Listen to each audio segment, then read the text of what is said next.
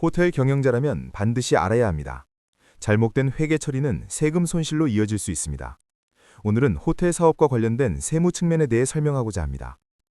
먼저 호텔의 손익계산서 측면부터 설명하겠습니다. 호텔의 손익계산서를 보면 일반적으로 매출, 수익, 매출원가, HPP, 운영비, 영업의 수익, 영업의 비용 등의 항목으로 구성되어 있습니다. 먼저 매출 부분입니다. 호텔 납세자들이 흔히 범하는 실수 중 하나는 매출 항목에 지방세를 포함시키는 것입니다.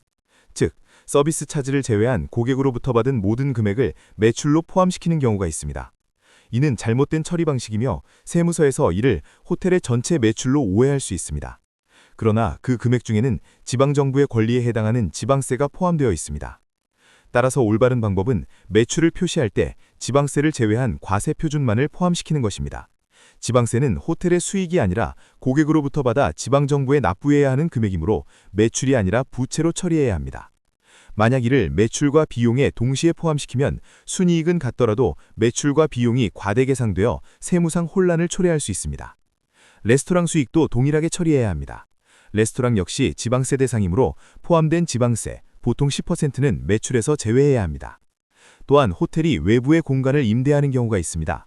일부 호텔은 임대를 위해 의도적으로 공간을 마련해두고 이를 외부 임차인에게 임대하면서 이를 영업의 수익으로 처리하는 경우가 있습니다. 그러나 이는 정기적으로 발생하는 수익이므로 영업의 수익이 아니라 본업 수익으로 분류해야 합니다. 영업의 수익은 일회성 또는 비정기적으로 발생하는 수익에 해당하기 때문입니다. 다음으로 부가가치세, PPN 측면을 설명하겠습니다. 호텔과 레스토랑 서비스만 제공하는 경우에는 부가가치세 의무가 없습니다. 이는 호텔 서비스 및 음식 제공 서비스는 부가가치세 과세 대상에서 제외되기 때문입니다. 따라서 호텔과 레스토랑 수익만 있는 경우에는 과세사업자, PKP가 될 의무가 없습니다. 그러나 호텔이 공간임대 사업을 수행하는 경우에는 상황이 달라집니다. 공간임대 수익은 부가가치세 과세 대상이므로 연간 해당 임대 수익이 48억 루피아를 초과하는 경우 과세사업자, PKP로 등록해야 합니다.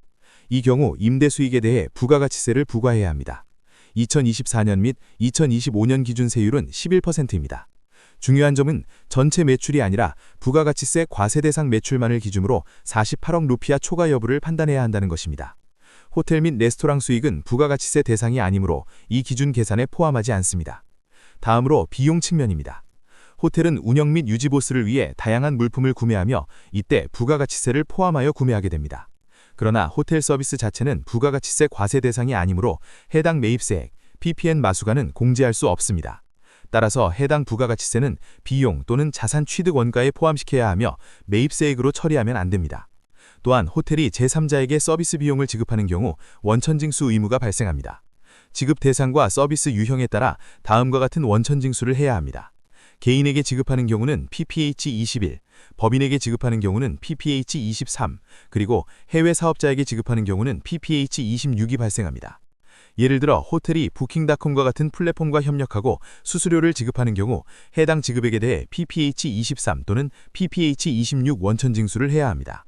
또한 호텔이 광고를 위해 페이스북과 같은 플랫폼을 사용하는 경우에도 동일하게 해외 또는 국내 사업자 여부에 따라 PPH 23 또는 PPH 26 원천징수 의무가 발생합니다.